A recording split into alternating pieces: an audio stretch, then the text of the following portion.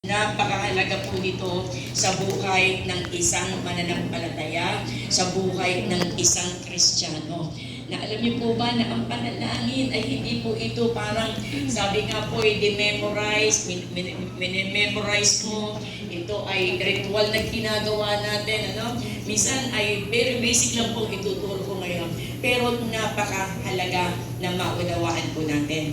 Kaya dapat maunawaan po natin na ang panalangin is the greatest privilege God has given to us. Isang pribilehiyo. Bakit? Kasi ang pananalangin, pakikipag-usap sa Diyos. Kayo ba, pwede niyo bang kausapin si Bongbong Marcos ngayon? Meron ka, kailangan makikipag-appointment ka. Pupunta ka doon sa secretary, tatawag ka kung ano-ano, hindi ka pwedeng basta-basta lalapit doon. Pero sa ating Panginoon, tingnan niyo po, pribilehiyo. Hindi ka iisnabi ng Panginoon. Amen. Ano, kapag tayo po ay lumapit sa ating Panginoon, alam niyo po, ito'y dapat maging kagalakan sa puso natin na merong Diyos na makapangyarihan, na gustong-gusto tayong makausap, gustong-gusto tayong makakulayaw, gustong-gusto niya yung presensya mo. E sino ba naman tayo para gustuhin ng Diyos? Di ba? Minsan nakikita natin ang panalangin ay kabigatan. Ako, magpe-pray naman. Bakit ba kasi? Minsan nagiging pabigat sa atin ang panalangin. Pero dapat po, hindi pabigat ang panalangin. Ang panalangin po, sorry po, hindi ko na ilagay. What is prayer? Prayer is a cry of the heart that knows it's God. Ito'y panalangin ng ating puso. Ano po? Iniiyak ng ating puso sa ating Diyos. Ano po, ang kinakausap natin ay hindi lang basta-basta tao. Ang kinakausap natin, ang ka-appointment natin, walang iba kundi ang may akda ng buhay mo, may Hari gawa ng mga hari, langit at lupa, makapangyarihan, almighty, honorable, more than excellence. Sabi nga, His Excellency, Diyos na mga Diyos. sabi natin kay Pangulo, ang kausap po natin ay banal na Diyos. Kaya sabi doon ay ang ating kinakausap ko lang iba kundi ang Diyos. It is the whisper of a soul. Ano po? Sabi po doon, ang panalangin natin. Kaya maganda po na ang panalangin po natin ay talagang pag tayo lalapit sa Diyos, kilala mo yung Diyos na nilalapitan mo. Amen. Kasi pag kilala mo ang God, hindi ka basta-basta lalapit na inaantok ka. Di ba? Siguro pagkahari ang lalapitan mo, pamamatay ka niya pagka tinulugan mo ang hari. Isipin mo, nagpe-pray ka, hindi mo alam kung anong pinagpe-pray mo. Kasi tulog ka eh. Inaantok ka, wala ka sa sarili mo. Di ba? Tingnan niyo po. Nagpe-pray ka, wala ka sa sarili mo. Nagpe-pray ka na wala ka sa katinuan. Di ba? Kaya dapat pagka nananalangin ay alerto. Kasi ang kausap natin ay ang Panginoon. Ang sabi po natin, it is the whisper of a soul and desperate for His presence. Kaano tayo ka-desperado sa presensya ng Diyos? Kung alam mo lang kung sino yung kausap mo. Amen. Di ba? Na bago ka makipag-usap, liligo ka muna para mawala yung antok. Tama po ba? Talagang pagbubutihan mo, pati pananalita mo, kasi God yun. Makapangyarihan. Kaya it is a communion with the one who holds your life. Amen.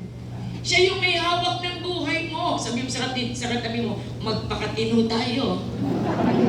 Mamaya pagka biglang kunin ni Lord yung buhay natin, di ka matino ha? Ang gulo mo kausap. Diba timanin mo isang tao pag kinakausap mo, pagka magulo, baala ka sa buhay mo, hindi ko maintindihan yung sinasabi mo. Tama po ba? Sabi mo, naguguluhan ako sa'yo, nai-istanbul ako sa'yo. Pero kapag ikaw umarap kay God, hindi ka may Istanbul, you will be comforted. Pangalawa, alam niyo po kapag kakausap mo ng Diyos, ikaw ay napagpapala na. Amen. Bakit? Dahil ikaw ay wini-welcome. Amen. Isipin mo, isang makasalanan tao, wini-welcome ng Diyos na banal, makapangyarihan. Eh, ganun po. Kaya sabi doon, it is a communion with the one who holds your life. Who holds your future, who holds everything that we need. Amen. Bakit tayo hindi may pamimigyan ng panahon? Tama po? Minsan lalapit ka kay Lord, parang akala mo may utang na loob sa Lord, pahingi. Pag ayaw mo, hindi na ako mag-church, hindi na ako maglilingkod. Sino tinakot mo? Buti na lang, hindi ganun si Lord. Diba? Hindi niya sinasabing, sino tinakot mo? Bagkus ang sinasabi ni Lord, apart from me, you can do nothing. Amen. Kahit alam na natin yung word na yun, pero hindi pa rin natin alam paano manalangin. Sana kung alam lang po natin kung sino yung kausap natin sa panalangin, hindi ka aantukin.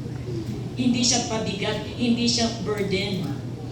Kaya sabi na rin, ang panalangin ay sigaw ng puso sa Diyos na nakikilala natin. How much do we know God sa buhay na ito? Di ba yun ang kinyo ng iyak? Kaya sabi ni Haring David, "Oh God, Thou art my God, early in the morning will I seek Thee. My flesh longs for Thee in a dry and thirsty land where no water is." Bakit? To see Thy power and Thy glory. Lord, kapag ako'y lalapit sa iyong presensya, ang nakikita ko ang iyong kaluwalhatian, ang iyong kadakilaan, ang iyong kabanalan. And you will be amazed. At hindi lang po yun. Nakikita ho natin kung sino tayo sa harapan ng ating Panginoon. Kaya ito raw po ay sabi po, ito ay sigaw ng ating puso sa Diyos na nakikilala natin. Kaya we cry out to Him, at sa Kanya tayo nagtitiwala sa Kanya. At tayo ay desperado sa Kanyang presensya. Gaano pa tayo ka-desperate? Ano pa po yun? Nasabi po doon ay, tayo ay nakikipag-isa, nakikipagbuno sa Diyos na may hawak ng ating buhay. Amen po? Amen. Ano pa po? Ayan. Diyan na tayo sa outline natin. Sabi diyan, the Lord is near to all who call on Him, to all who call on Him in truth. Simple lang po, ang panalangin, ang Diyos daw po ay malapit sa mga taong tumatawag sa Kanya. Ay, kaya pala kami malayo. Minsan nakakalimutan kung tumawag kay Lord. Kaya huwag mo kayong magtaka, bakit ang layo natin kay Lord? Kasi natatapos ang isang araw, hindi mo tinawag si Lord. Hello? Amen. Kasi kung kilala mo ang Lord, sa lahat ng bagay, you will call upon the Lord. Kita niyo po, the Lord is near. Kanino malapit ang Lord? O call on Him. Sa mga tumatawag sa Kanya, how many times do you call on God? Ikaw nga sa cellphone mo, text ka ng text, pag hindi ka pinapansin ang Diyos naghihintay sa iyo. Ang asawa ko, sasabi niya, text ako ng text, hindi mo ko sinasagot. Buti na lang si Lord pag nag-text sa atin. Di ba? Pag nag-text tayo kay Lord, sasagot ang Lord. Kaya sabi rin ay, the Lord is near to all who call on Him, to all who call on Him in truth. Kaya merong word of God Akala natin, sapat yung mga pangako ng Lord. Hindi po. Oo, nandiyan ang mga pangako ng Diyos, pero napupush yung promise ng Lord because of your prayer. Hello? Natuwa niyo po? Sasabihin natin, i-claim yung pangako ni Lord. Kulang. You have to pray, to push the promises of God in our life. Amen po ba? Amen. Ang ganda po ng definition, Psalm 145 verse 18. Ang Diyos ay malapit sa mga taong tumatawag sa Kanya at tumatawag sa Kanya sa katotohanan. Because alam nila ang salita ng Diyos. Alam nila ang mga pangako ng Diyos. Kaya, ang nais mo ng Panginoon pala, tumawag tayo sa Diyos. Call on God. Ano sabi ng Lord? Call on me. Ano kasunod? And I will answer thee. Tawagin mo ako at ako'y sasagot. Ako'y tutugon. You have not because? Kita nyo na. You have not because? We ask not. O, tingnan nyo, napakaliwanag. Wala tayong tinatanggap dahil wala kayong hinihingi. Simulan nyo kayong humingi ng humingi. Kaya pala ang layo ni Lord ay ang problema, hindi tayo tumatawag sa Diyos. Tumatawag man tayo, kaya mas marami pa tayong matututunan. Sumunod po, sabi ng Philippians 4:6, don't worry about anything. Sino yung mga nag-aalala? Taas ang kamay. Yung mga alalahanin sa buhay. Ang sabi ng Bible, nag-aalala ka ba? Manalangin. See? Di ba even kay James chapter 1 verse 5? Ang sabi mo doon sa James chapter 1 hindi verse 5, verse 16, 17 po ata. Di ba? Sabi doon, are you in need? Pray. Ikaw ba ay masaya? Umawit ka ng mga papuri sa Diyos. Kita niyo po? Don't worry about anything. Instead, pray about everything. May problema ka, edi manalangin. Di ba? Ibig sabihin po na wag kang mag-alala, instead na mag-alala ka, itulog mo sa panalangin. Lahat ng problema natin, ang sinasabi ni Lord, dalhin mo sa panalangin. Meron nakalagay doon na in truth, hindi gamitin mo yung pangako ng Diyos para isulog mo yung salita ng Diyos, yung pangako ng Diyos sa pamamagitan ng pananalangin. Mas epektibo yun. Di ba? Kaya sabi doon, palakpakan natin ng Lord. Philippians 4:6, tell God what you need. Sabihin natin sa Diyos. I-chismis natin sarili natin kay Lord. Lord, nagalit ako kanina kasi, mas maganda yun eh. Alam niyo, ako ay estudyante na, pag ako ay sasakay ng bus. Yung na nga nangyari sa akin, dun sa ticket ng bus, sinusulat ko dun. Kinikwento ko kay Lord. Lord, nakita ko yung crush ko na si Daniel. Ang ako. Totoo po yun. Lagi ko pag doon, wala akong maisulat eh. Ikinikwento ko kay Lord. Lord, tinawag ako sa recitation. Praise God and thank you, Lord. Nasagot natin yung tanong. Di ba? Lalong nagiging maganda ang ugnayan niya ng Panginoon. Di ba? Hindi lang feeling close, you are really close to Him. Kasi nakikipag-usap ka sa Kanya. Sabi po dyan. Sumunod po, tingnan natin. Sabi doon, the greatest weapon that Christian has the privilege to use is the weapon of prayer. Kaya ang panalangin ay pribileyo. Kaya maganda mo gamitin natin. In whatever circumstances, we can utter a word of prayer that leads us to the presence of God. Magsalita lang po tayo, umpisa sa God. Alam naman natin, paano ba manalangin? Yung word na acts, di ba? Adoration. Huwag mo tayong aalis sa simpleng, sa basic teachings. Minsan sabi mo, masyadong basic yan eh. Pero yun ang kailangan. Adoration. Hallelujah. Glory to Jesus. Hindi yung paglalapit ka kay Lord, parang may pinatago ka kay Lord eh. Di ba? Parang nagiging bastos tayo kay Lord. Wala man lang paggalang. Panginoon, ikaw po ay makapangyarihan, Diyos na mabuti, dakila, tapat, ikaw ay banal. Kapag wala ho tayong tamang relasyon sa Diyos, hindi natin matututunan ang tamang panalangin. Kapag wala tayong sapat na kaalaman sa salita ng Diyos, hindi natin matututunan yung tamang panalangin. Kaya kailangan po, it takes the Word of God para matutunan natin paano mag-approach sa trono ng Diyos. Kaya ang sabi ko diyan ay, how wonderful to think that we can come to the throne of grace of God in whatever time we want to. Kaya anytime. Kaya alam niyo po, ang pananalangin, walang formula. Kanina ko, may kinangsilan ako, sabi niya, pwede po bang manalangin natutulog? Sorry, hindi pala. Pwede bang manalangin ng nakahiga? Sabi ko, alam mo, wala namang masama kahit anong posisyon mo, basta nagpe-pray ka kay Lord. Kasi alam mo, pag nag-speak na sa'yo ang Lord, tatayo ka na at sasabi mo, Lord, sambahin ka, purihin ka, luwalhatiin ka. Amen po? Alam niyo, nangyari na po sa kalabaran natin. Nangyari na po sa akin na babes in Christ pa po ako.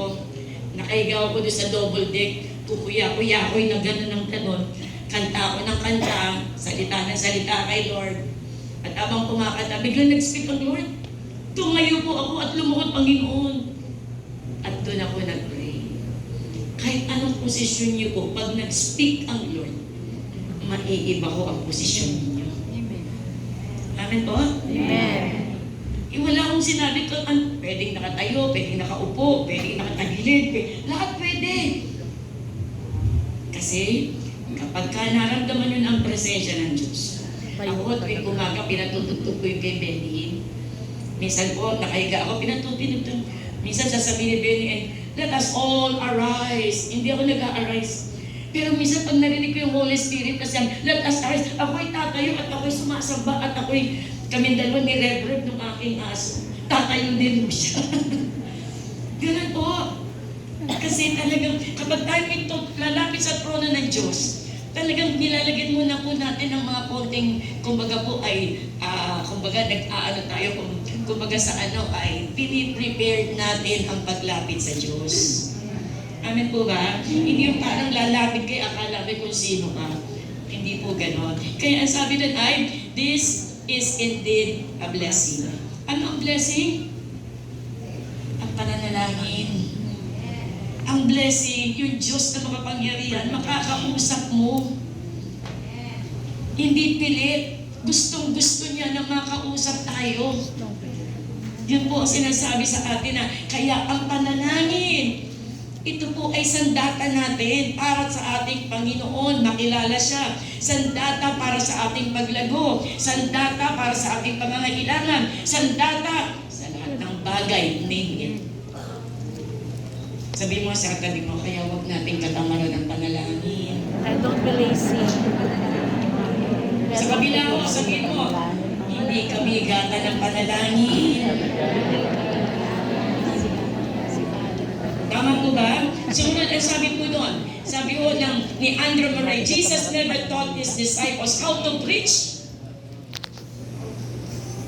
Only how to pray. Si Jesus hindi nagturo how to preach. Ang itinuro niya at ipinakita niyang ehemplo ang kapangyarihan ng pananalangin. Amen. Di ba nakita natin? Si Jesus, madaling araw pa lang, nandoon na sa bundok nananalangin. Nasa mountains. Ang ating Panginoon, madaling araw. Kaya nagugulat ang mga disipulo, nasa na si Lord? Nasa na si Jesus? Nagpe-pray. At ang prayer ni Jesus, unlimited yan. Kung nararamdaman niya kailangan manalangin, manalangin. Dapat ganon din po tayo. Kaya ang sabi doon ay, ano po yung sumunod na talata natin? Sabi ho ni verse B, prayer ought to be our number one personal and congregational priority. Kung meron dapat pagmulat ng mata mo, thank you Lord, nagising ako ngayong umagang ito. Sino yung ginagawa yun na thank you Lord, nagising ako tuwing Amen. hindi yung pag-isip ko, Panginoon, ano ba yung buhay na ito? Kalbaryo! Parang bigat na bigat eh. Kaya alam mo, pagka sa una pa lang, complaining na kagad ang sinasabi mo, buong araw, lagi kang nagko-complain. Pero pag sinabi mong, thank you Lord, sa nagising po ako, maganda ang pakiramdam ko, at Panginoon, di ba? Makikita mo, you will learn how to praise, how to worship God. Baka mamaya, hindi ka na, malilimutan mo yung labahin mo, malilimutan mo yung pagluluto mo, hindi mo na pamalayan. Sunog na pa. Nagpupuri ka na sa Panginoon. Alam niyo po, yun po ang kulang ng isang mananampalataya sa ating panahon. Ang hindi nila nakikita ang kapangyarihan ng pananalangin. Na ang panalangin ay sandata sa mga taong nanlalamig at nanghihina. Ang panalangin ay isang sandata para ang dyablo ay lumayo sa atin.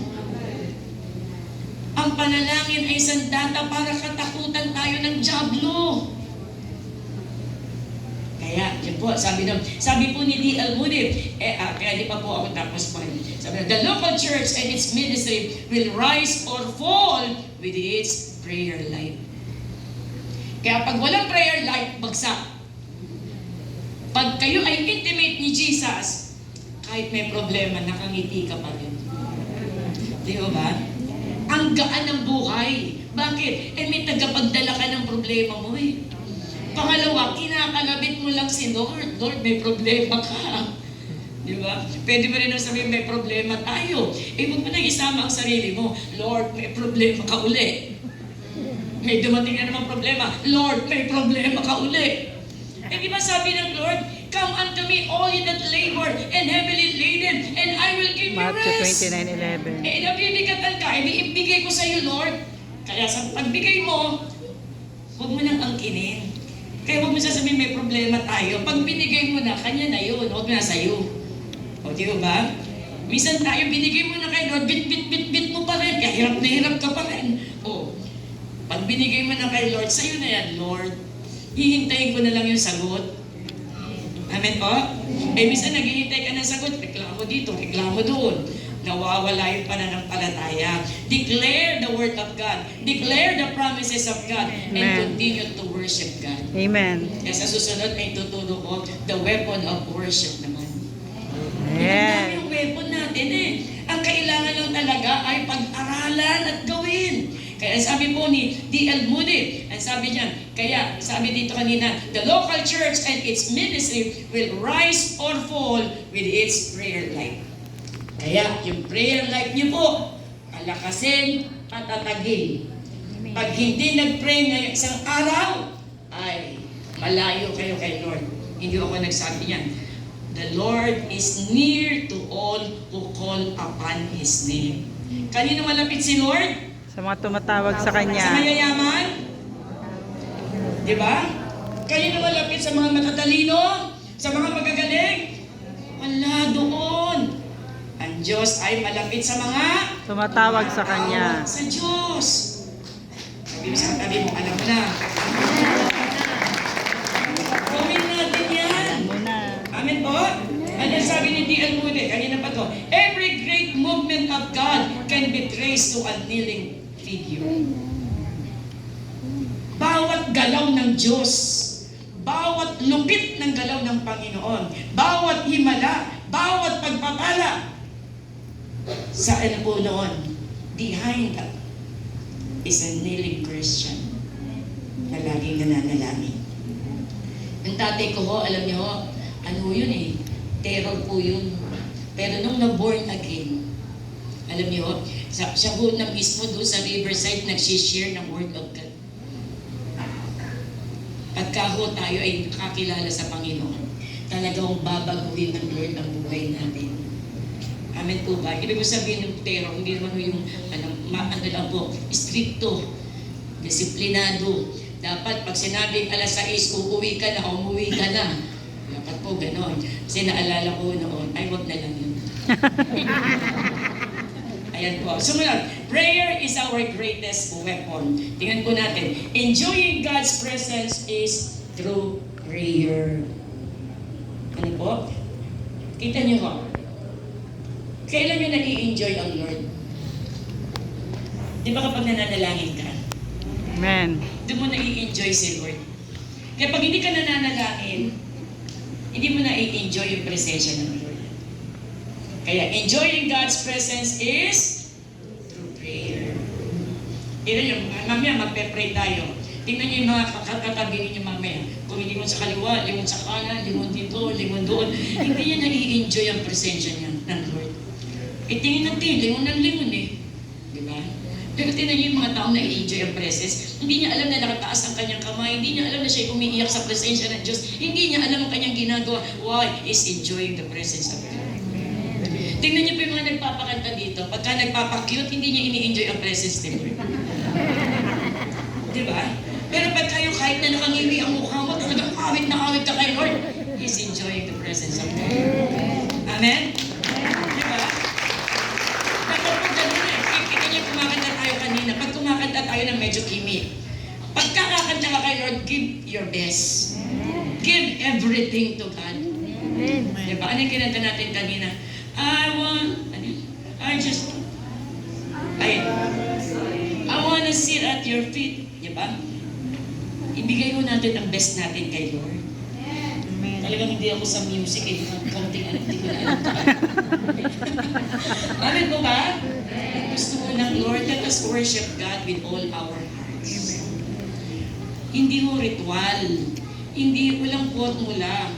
Walang pagme-memorize. It has to be all my heart. Buong puso. Amen?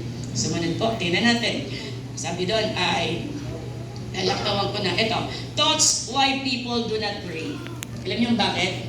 Prayer is for the religious. Religyoso tao yan, kaya yan may manang kung manalangin. Diba? Prayer is for the people who are in need. Kaya hindi nila nai-enjoy.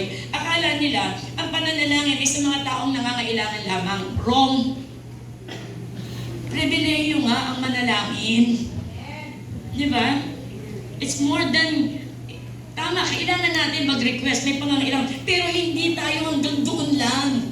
Mas malalim yung hanap natin. Ano yung hanap mo? Yung presensya ng Diyos. Yung maramdaman mo na nasa tabi mo siya. Ibang klase ang kapatid. Bakit ka nagpe-pray? Kasi kailangan ko na 5,000 eh. Bakit ka nagpe-pray? Kasi mag-i-exam ako ng RN2, kailangan kong pumasa. Ang motivation, hindi yung relationship. Prayer is more on relationship than a request. Kapag nandun ka na sa puro request, pag hindi na naibigay ni Lord ang panalangin mo, wala na. Bayin na Lord, ayaw mo ibigay panalangin ko eh. Sa iba ka sa Muslim, baka doon tumatagpuan. Baka doon kay Kibuloy, doon tumatagpuan. Kaya minsan hindi natin, kasi ang ano natin is, yung paghingi natin, prayer is more than having a request. But prayer is more on relationship. It is building our relationship to the one who holds our life and our future. Amen po? Kaya prayer is for those who have plenty of time. Marami ka kasing oras, kaya ka nakakapag-pray. True or false? True or false? Di ba?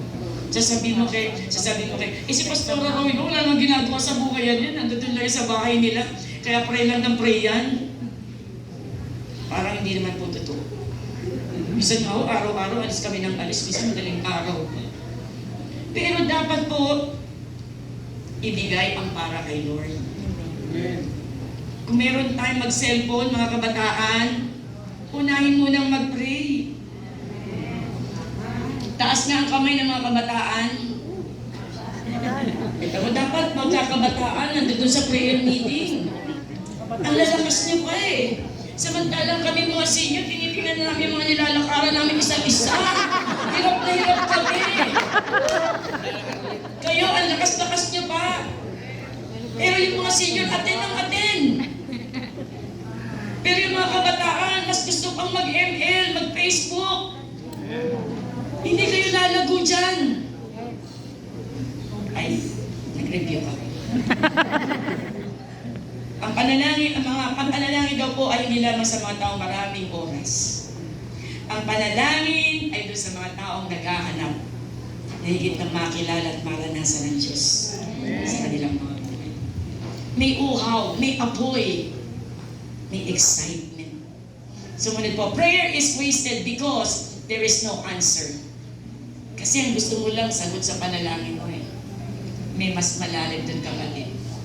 Ang presensya ng Diyos. Amen po. Yung presensya ng Lord, it's so powerful.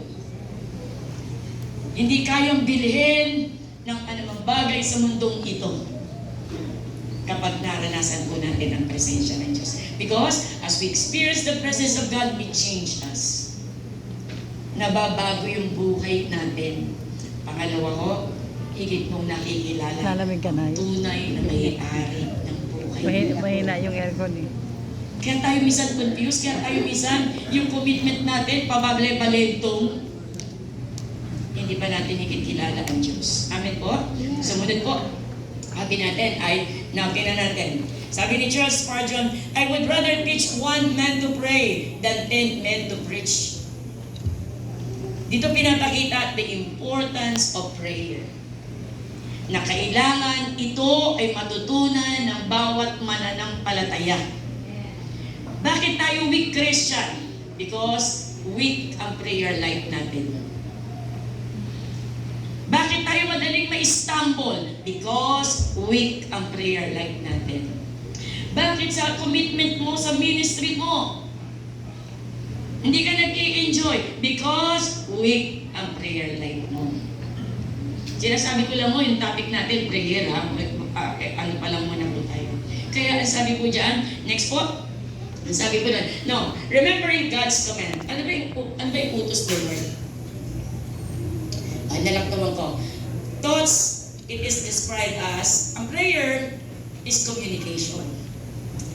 Nakakaroon tayo ng one-on-one dialogue with the Lord. Kaya nga, kapag ikaw ay nakikipag-dialogue kay Lord, ano nagiging resulta? You are building relationship. May dialogue eh. Hindi siya one-sided, hindi siya one-way. May tugon ang Diyos. May two-way yun. You read the Bible and God will give His word. Magre-rema ang kanyang salita sa buhay po natin. Kaya sabi nga, kita niyo po, communication. Sa Acts chapter 7 verse 59, si Stephen, siya po'y binabato hanggang mamatay, pero ano sabi ni Stephen? Ang sabi niya, Lord Jesus, receive my spirit. Nakikipag-usap siya. Ano po? Sumunod po, connection. Psalm 73 verse 28. But as for me, it is good to be near God. Tignan niyo po. Pinaka-best. Yung lagi mong nararamdaman ang kalapitan ng Diyos sa buhay mo. Bakit? In times of trouble, pag nararamdaman mo yung kalapitan ng Diyos, mapipigilan mo ang sarili mo. Gusto mo nang batukan yung katabi mo, pero praise God. Bakit?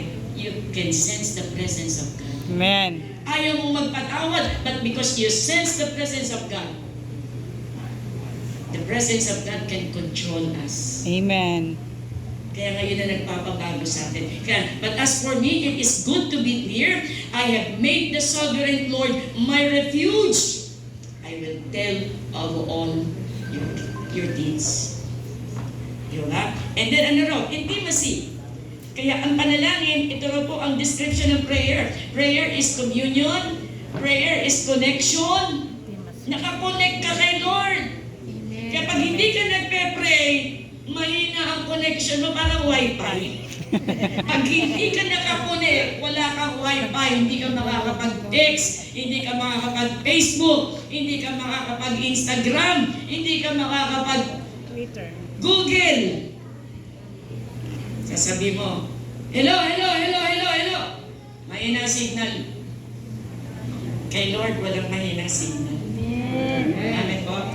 Laging bukas ang langit. Open heaven. Yung connection mo is strong. Di ba? Kaya, may problema o wala, malakas pa rin ang connection mo. Bakit? Laging nagpe-pray kay Lord. Anong sunod na description ng prayer? It is intimacy. Trust in Him at all times. Intimate kayo eh.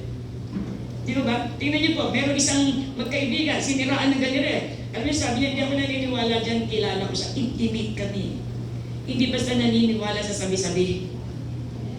Kaya tayo rin, pag intimate tayo kay Lord, ano man ang mangyari, sa Diyos pa rin ako magtitiwala. It's not by might nor by power, but by the Spirit of the Lord.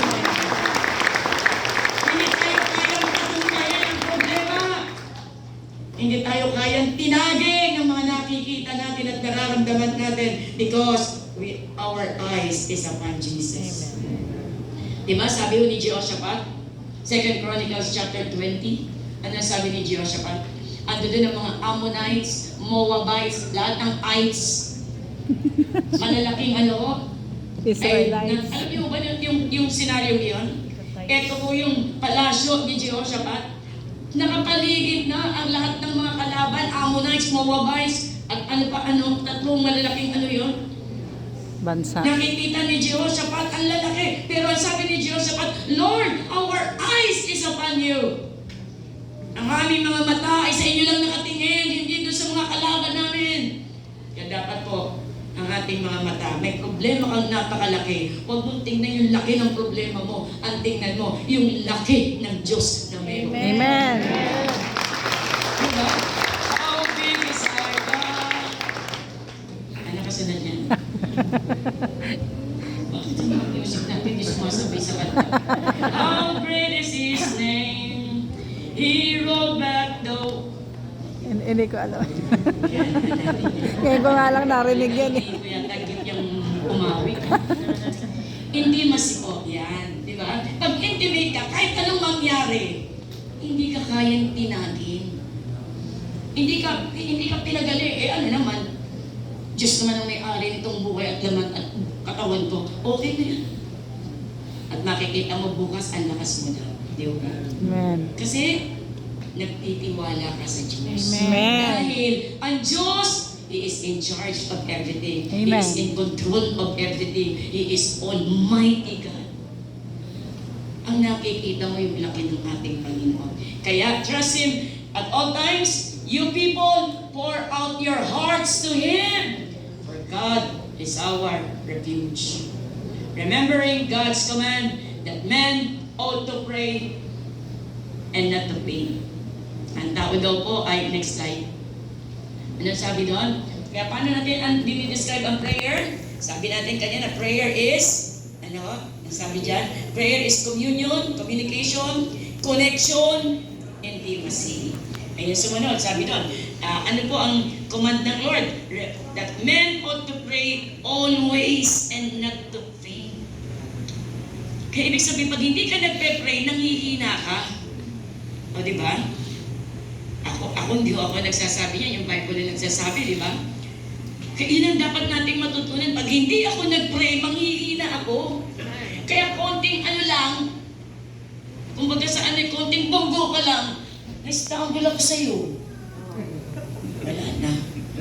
Di ba ba? Na-stumble ka kaagad. Sabi mo, di ka nag-pray, no? Diba? Lalong na-stumble. Sumunod, watch and pray that you enter not into temptation. Oh, you see? Ang dali mong i-deceive, ang dali mong lukuhin, ang dali mong bumigay. Niligawan ka lang. Okay na to, basta mahalaga magkaasawa, okay na. Hindi ganun, kapatid. Kaya sabi doon, watch and pray that you enter not into temptation. The spirit indeed is willing, but the flesh is Weak. Bakit? Bihira mag-pray eh. Seasonal. May season. Pag pinagpala ng Lord, praise the Lord. Hanggang on-fire man ang angin. Pagka may problema, wala akong kanang mag-pray. Ganun po ba tayo? Hindi natin naiintindihan. Prayer is privilege. Prayer is intimacy. Prayer is building our relationship with Him. It's more than requesting our needs. Kaya, watch and pray that you enter not into temptation. Hindi ka kayang gapiin ng kaaway. Di ba? Yun po. Sumunod po. Kaya sabi po dyan, sumunod. Sabi natin, remembering. And then, sabi doon, remembering the disciples. Lord, teach us to pray. Luke 11, verse 1. Then, Lord, increase our faith. Kapag lagi kang nagpe-pray, malamang mag-i-increase ang faith mo. Bakit? Kausap mo lagi yung Diyos eh. Diba? Tingnan mo, pag kausap mo lagi, Sister Tere, pag ang kausap mo lagi, complain ng complain. Pag ang kausap mo lagi, puro chismis, bukas chismosa ka na rin. Nakakahawa yan. Pero kapag ang kausap mo lagi, makausap mo, ha? alam mo, ganda-ganda ng message ng Lord sa akin. Sabi niya, talaga? Simunod siya, sabi, pag nagkikita, ang ganda-ganda. Sabi niya, bakit paano sa kanya lang nakikipag-usap ang Lord? Kayahin ko rin nga siya, Lord, makipag-usap ka rin sa akin katulad kay Sister Tere. Kausapin mo rin ako. O, mamaya yan, may kinausap ka na ni Lord. Kaya doon sa katabi mo, ay nako, hawa-hawa ho yan eh. Kaya kapag hindi mo kinakausap si Lord, hindi ka close na kay Lord. Di ba? Kaya ang laging nasasagap ng antena mo, chismis. Pero pagka kay Lord, ang nasasagap mo, intimacy, Amen. connection, di ba? Communion with our God. Kaya the request that pleases our Lord Jesus Christ. Kaya pag mataas ang iyong panalangin, yung prayer life, malamang yung pananampalataya mo, it also increases. Tumataas din ang iyong pananampalataya. Sabi muli sa kabila, narinig mo yan. Did you hear that? Kasi minsan na-struggle natin yung faith eh. Pananampalataya eh. Gusto mong magdagdag ng pananampalataya. Start praying, pray. Yan. Sumunod, sabi doon, the greatest weapon, number 1, prayer is exercising our right as God's children. Introduction pa lang. Nagagalit na ng asawa ko. Nga ba na introduction? Number 1, prayer is exercising our right as God's children. Rights mo yan. Pribileyo mo yan. Ba't di mo gamitin? Amen po? May people perish because lack of knowledge, lack of understanding. Tayo ang nalulugi. Ang dami-daming revelation ng Lord. Nakalaan sa atin yan. Yung mga kapahayagan ng Diyos, ang dami-dami niyan. Pero yung mga kapahayagan yan, para lang doon sa mga taong naghahanap sa Diyos.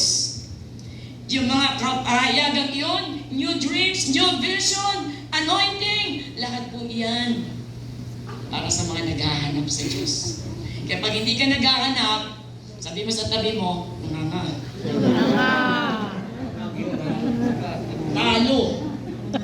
Talo ka. Kaya the Lord is far from the wicked. Tingnan niyo po.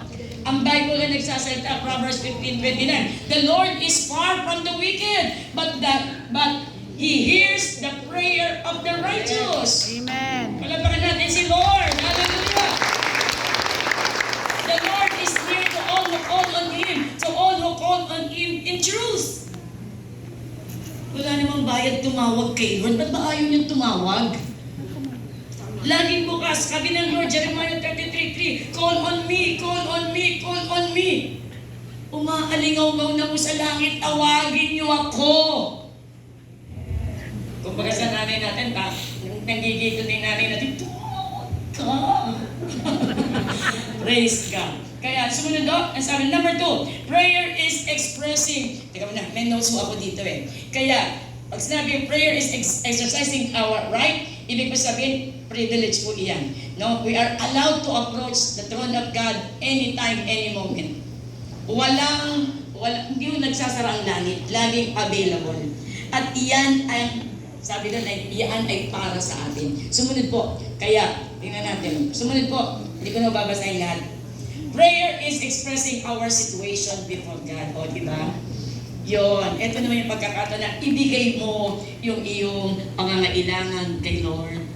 Hindi madamot si Lord. Sabi ng James 5:13, is anyone among you in trouble? Ito yung sinasabi ko kanina. Is anyone among you in trouble? May trouble ka ba? Diba sabi kanina sa do not be worried, do not be anxious about anything, but by everything, pray. O, inulit-ulit. Is anyone among you in trouble? Are you in trouble? Ano solusyon ni Lord? Pray. Pray! Sabihin mo sa katabi mo, narinig mo.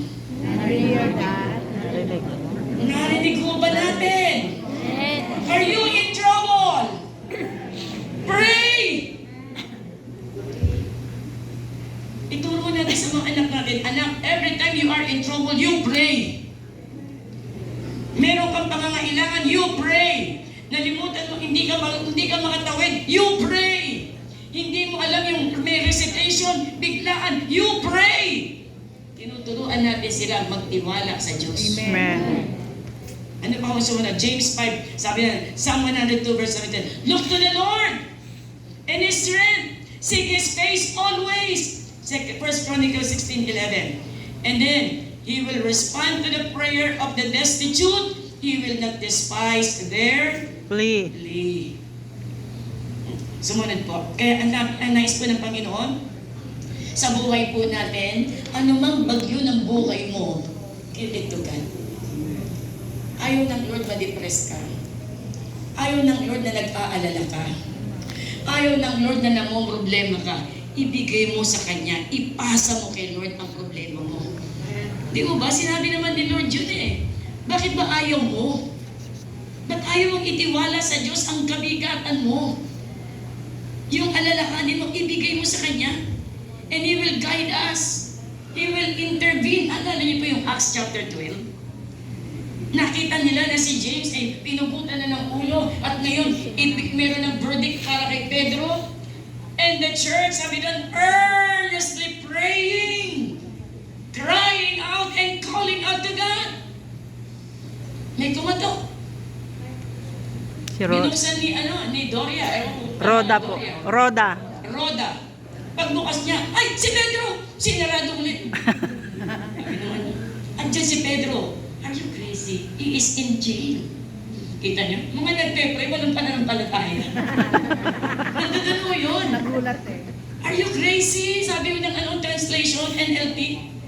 Nasisira ka pa ng ulo, nakakulong si Pedro, kaya nga tayo nagpe-pray. Buti na lang nagsalita si Pedro, knock knock, who's there? Nagulat sila. Indeed, God is an answering God. Amen. Sa lahat ng iyong sitwasyon, itiwala mo sa Diyos. Ano ba ang sabi ng Psalm 1? Sabi doon, tapos na po. Next po.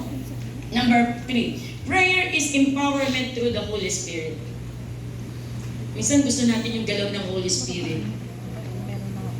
Pero yung galaw naman natin, hindi kaakma sa galaw ng Holy Spirit. Bakit hindi natin nararamdaman si Holy Spirit? If we are still living in sin, the Holy Spirit cannot move. Hindi po makakagalaw ang Holy Spirit if we are living in sin. Kung tayo po ay merong pride sa buhay natin, He cannot move in our lives. The Holy Spirit is so sensitive. If we want yung galaw ng Holy Spirit sa buhay natin, His mighty move in our lives, we need, sabi po doon ay, surrender all to Jesus. Surrender everything in your life. It takes a surrendered life for the mighty move of the Holy Spirit and the mighty intervention of the living God in our lives. Amen. Kung gusto mo natin ang galaw ng Lord, hindi mahirap kausap ang Lord. Actually, sa totoo lang, tayo ang mahirap kausap. Lord, talagang gumalaw ka sa buhay ko. Sabi ni Lord, mag-pray ka na. Mamaya na lang, Lord.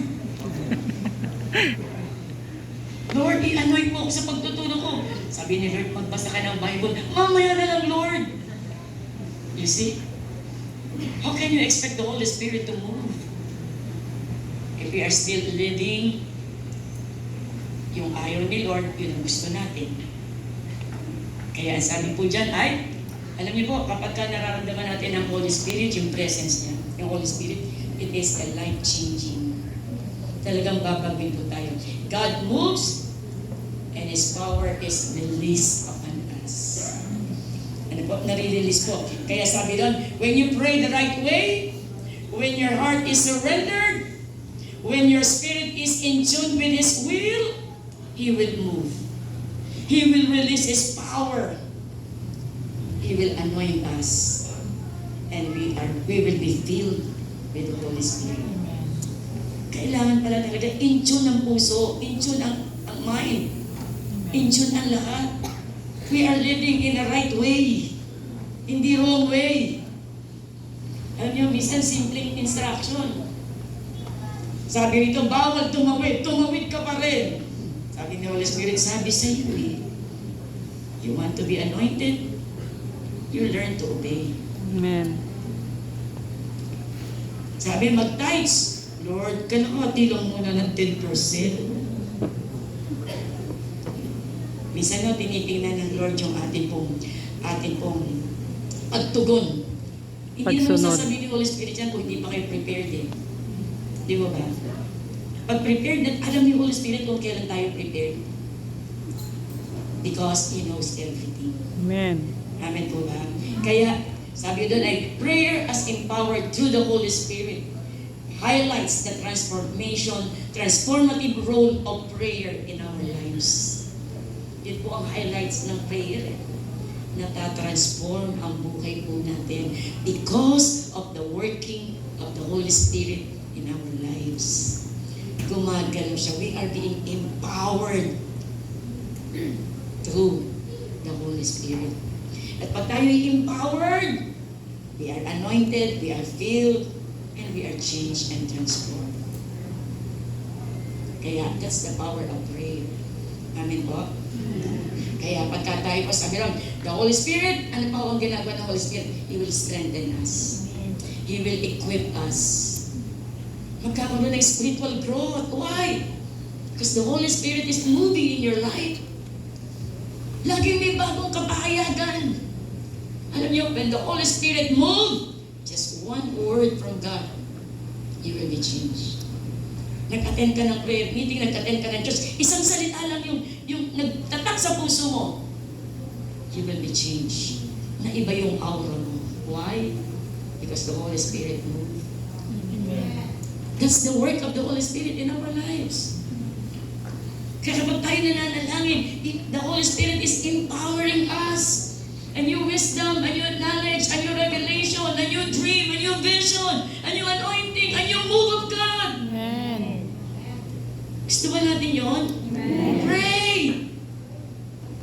Ano pa po? Sabi po dyan, basahin ko yung Acts 4:31. And when they had prayed, tingnan niyo po, doon sila'y nanalangin. Sabi na, Lord, we are persecuted.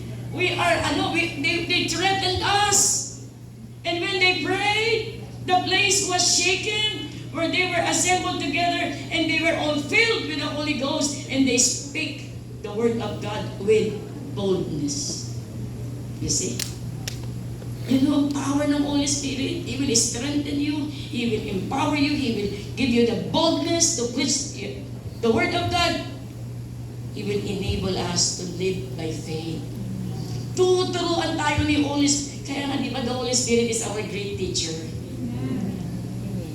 Tuturuan niya tayo magkaroon ng mataas na pananampalataya. That's intimacy. Sumunod po. Pang number 4. Prayer is entering God's presence.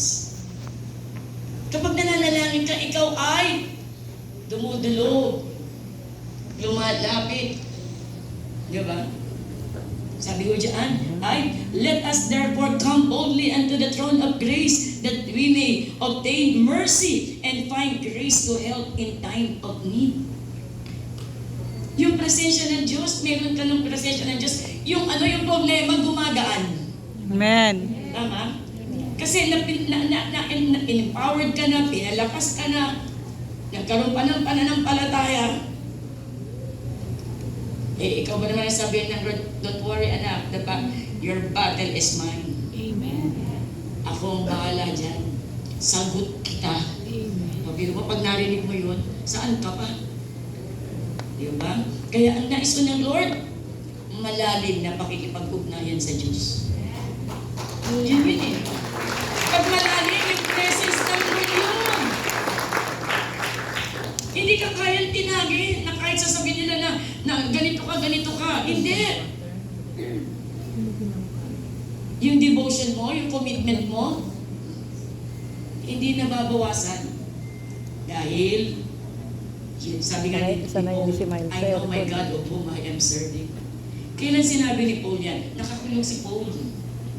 Kilala ko ang Diyos ko. Na kahit ako nakakulong, I know Him. Kaya ko ba, kahit may problema ka, sasabihin mo, kilala pa kita talaga, Lord. Yan. Sumunod po, sabi ko doon, tignan po natin. Kaya, sabi lang, entering His presence, ano nararamdaman mo pagka nandun ang presensya ng Diyos? His love. Di ba? Yung pag-ibig niya, nararanasan mo. Yung kanyang pagmamahal, the warmth of His embrace. Di ba? Pinalalakas ka. Pinatatapang ka. Kaya mong harapin anumang bagyo ng buhay. Why? Because I am with you. Amen. Yung presensya ng Diyos ang nagpapalakas sa'yo. Kaya ang sabi ni Paul, I can do all things through Christ Jesus who loves me. The more we experience the love of God, kahit intensity 9 and 10, 11, 12, 13 pa yan, nothing move us. Amen. Because greater is He that is in us. Amen? His presence. And maganda yun. His presence. Ay, nalagay mo ang music natin. Okay. Next po. Kaya, we are engaging sa ating Diyos na makapangyarihan. Okay, next po. Number 5 na po. Gasta po ito, Pastor Ronnie. Number 5. Prayer is elevating our relationship with God. Baka nandun pa naman tayo sa number 1. Ano yung number 1? Relationship lang po yun. Ito, elevating. Pinatataas yung antas ng iyong pakikipagrelasyon sa Diyos. Pinatataas yung intimacy. Pinatataas yung, ito yung sabi nga ay, leveling up. Upgrading. Meron ba tayong ganung moment sa buhay natin? Sabi ko doon, ay, prayer is a matter of the heart. Ang lagi ikaw ay may uhaw. Diba? Psalm 27, one thing have I desired that I may seek after, that I may dwell in the house of the Lord. That's my desire, to be in the house of God. Sabi ng Jeremiah 29:13, you will seek me and find me when you search for me with all your heart. Tingnan niyo, yung word na unay, when you seek me, you will find me. When you search me, With all your heart. magsisiyasat ka upang lalo mong maunawaan kung gaano kalawak, kalalim, kahaba, kataas ang pag-ibig ng Diyos sa buhay natin. Kaya sabi ko doon, but, Deuteronomy 4:29, but from there, you will seek the Lord your God, and you will find Him if you search for Him with all your heart and with all your soul. Hindi lang pala with all your heart, with all your soul. Kaya, si Jesus, nag-pray siya saan? Sa prayer, Garden of Gethsemane, dun sa cross ng Kalbaryo, sa mga bundok, saan man siya naroon, hindi niya nakakalimutang mag-pray. Eh tayo minsan, mapunta lang sa pasyalan, wala, hindi na natin naalala si Lord. Andito na tayo maghapon sa swimming. Di ba? Hindi mala natin alam, thank you Lord sa dagat, thank you Lord sa ganito. Madali nating malimutan si Lord. God desires, sabi doon, intimacy. Kaya gusto niya pinalalalim palalo. Pag malalim ang ating relasyon sa Diyos, we could hear His voice. Di ba? Naririnig mo ngayon yung tinig ni Lord. Naiintindihan mo ngayon yung binibigay niyang yung plano niya sa buhay natin. Nakikita mo na yung plano ni Lord. Meron ka na yung path mo, yung direction mo, hindi na nag-aalinlangan. Alam mo na may plano ang Lord sa buhay ko. Hindi ka na nagwe-wave. Di ba? The more you are growing your relationship with Him, iba ka na sa iyong pananalita, sa iyong paglilingkod, sa iyong pagsamba. Because we know His plan, His will, His purpose, and we could recognize His voice. Tingnan niyo po si Abraham. Si Abraham po, yung sinabi ng Lord na ibigay mo si Isaac. Pinagdamot ba ni Abraham si Isaac? Gumising pa nga siya ng madaling araw, excited para ibigay si Isaac. Tingnan niyo po, ikaw ba maibibigay mo ba yung pag sinabi ng Lord na akin na yung anak mo? Ang Panginoon naman, nagbibiro ka ba? Yun yung ganung commitment. Ang itinuturo ng Lord sa atin. Doon tayo dinadala ng Diyos sa ganung klaseng commitment ng paglilingkod, ng pagsamba, without pwede naman magtanong si Abraham, pero hindi nagtanong, Lord, papatayin ko si Abraham, ganun ba ibig mo sabihin? Si Isaac? Hindi nagtanong si Abraham. Kahit na siya tumugon sa Panginoon na susunod sa Lord, wala siyang tinanong, saan ako pupunta? Anong klaseng lugar yun? Anong buhay meron ako doon? Anong ganda ni Panginoon? Walang tinanong. Doon mo tayo dinadala ng Lord ng commitment. Yun o yung number 5. Alam niyo ba yung 1, 2, 3, 4, 5? Palalim mo yun. Doon tayo dinadala ng Lord. Na pagdating ang rapture, grabe na yung commitment natin. Paano nangyari yun? Through prayer. Kaya nasang level na tayo ng panalangin yung number 1. Tama po ba? Sundan niyo po uli yung mamaya. Hindi ko na po uulitin. Yung pangalawa, puro paghingi lang. Yung una, binubuo yung relasyon. Sa pananalangin, ang unang binubuo, relasyon. Kaya kapag humingi ka sa Panginoon, yun yung pangalawa, paghingi. May relasyon ka na eh. Di ba? Pagka mo ba yung mga papasok sa bahay namin, kakatok pa, hindi na. May susi yun eh. May access ka. Tayo, may access sa langit. Anak ka eh. Amen. Kaya yun o, relationship, yun yung number 1. Yung number 2, pwede ka nang kumingi, pwede ka nang kumuha, magbukas ng refrigerator. Anak ka eh. Ito number 5, malalim na pakikipagrelasyon sa Diyos sa pamamagitan ng pananalangin. Bakit? You can recognize the voice of God. You know already His plan, His will, His purpose, everything. Din doon tayo dinadala ng Diyos sa commitment na katulad ni Abraham. Amen po. Kaya sabi ko dito, the revealing truth, apart from God, we can do nothing.